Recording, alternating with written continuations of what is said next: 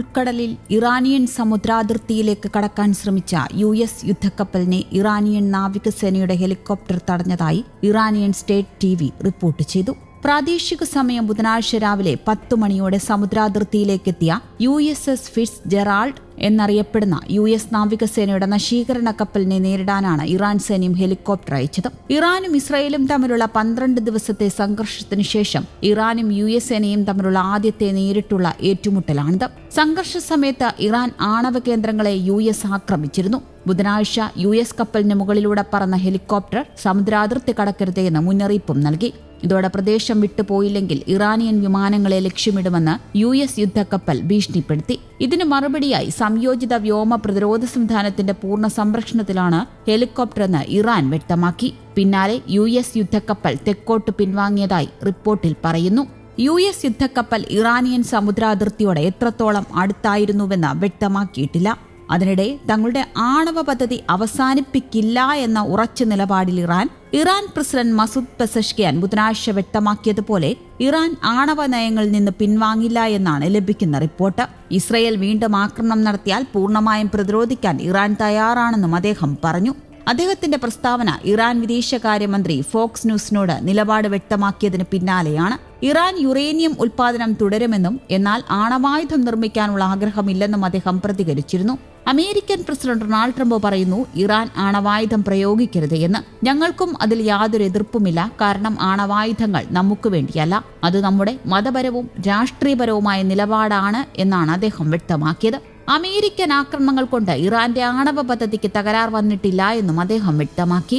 തങ്ങളുടെ ആണവശക്തി നിലനിൽക്കുന്നത് ശാസ്ത്രജ്ഞന്മാരുടെ അറിവിലൂടെയാണ്. യന്ത്രങ്ങൾ ഇല്ലാതാക്കിയാൽ മാത്രമല്ല ആ ശേഷി നശിപ്പിക്കാൻ കഴിയുകയെന്നും അദ്ദേഹം കൂട്ടിച്ചേർത്തു.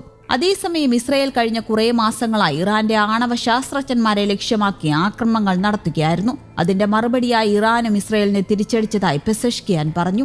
ആണവ സമ്പുഷ്ടീകരണം തുടരുമെന്ന് ഇറാൻ വ്യക്തമാക്കിയിട്ടുമുണ്ട്.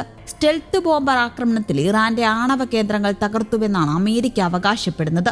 ഇപ്പോൾ യുറേനിയം സമ്പുഷ്ടീകരണ പദ്ധതി ഉപേക്ഷിക്കാൻ കഴിയില്ലെന്നാണ് ഇറാൻ വിദേശകാര്യമന്ത്രി അബ്ബാസ് അരാക്ഷിയും പ്രസ്താവനയിൽ പറഞ്ഞിരിക്കുന്നത്.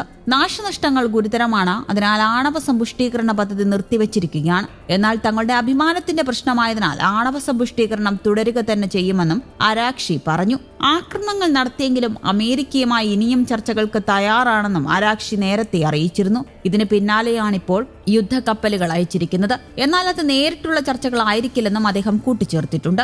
ഇറാന്റെ ആണവ പദ്ധതി സമാധാനപരമാണെന്നും അത് സമാധാനപരമായി തുടരുമെന്നും ഇറാൻ ഒരിക്കലും ആണവായുധങ്ങൾക്കായി പോകില്ലെന്ന് തെളിയിക്കാൻ ആവശ്യമായ ഏത് നടപടികൾക്കും തങ്ങൾ തയ്യാറാണെന്നും പകരം അവർ ഉപരോധം നീക്കുമെന്നും ഞങ്ങൾ പ്രതീക്ഷിക്കുന്നുവെന്നും വിദേശകാര്യമന്ത്രി പറഞ്ഞിരുന്നു.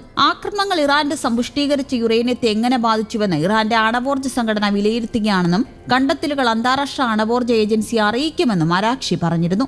എന്നാൽ IAEA-യുമായുള്ള സഹകരണം താൽക്കാലികമായി നിർത്തിവെക്കുന്ന നിയമത്തിൽ ഇറാൻ പ്രസിഡന്റ് മസൂദ് പെസഷ്കിയാൻ ഒപ്പുവച്ചതിനെ തുടർന്ന് IAEA പരിശോധനകൾ ഈ മാസം ആദ്യം ഇറാൻ വിട്ടിരുന്നു. അതേസമയം തുർക്കിയിൽ വെച്ച് ഇറാൻ, ഫ്രാൻസ്, ജർമ്മനി, UK പ്രതിനിധികളുമായി 25-ന് ചർച്ച നടത്താൻ ഇറാൻ തയ്യാറെടുക്കുന്നുമുണ്ട്. ചർച്ച ഐക്യരാഷ്ട്രസഭ സ്വാഗതം ചെയ്യുന്നതായി ഐക്യരാഷ്ട്രസഭാ സെക്രട്ടറി ജനറലിന്റെ വക്താവ് സ്റ്റെഫാൻ ദുചാറിക് വ്യക്തമാക്കുകയും ചെയ്തിരുന്നു. ഇതിനൊക്കെ പിന്നാലെയാണ് ഒമാൻ ഉൾക്കടലിൽ ഇറാനിയൻ സമുദ്രാതിർത്തിയിലേക്ക് കടക്കാൻ ശ്രമിച്ച US യുദ്ധക്കപ്പലിനെ ഇറാനിയൻ നാവികസേനയുടെ ഹെലികോപ്റ്റർ തടഞ്ഞുവെന്ന വാർത്തകളും പുറത്തുവരുന്നത്. News desk Kerala Kaumudi.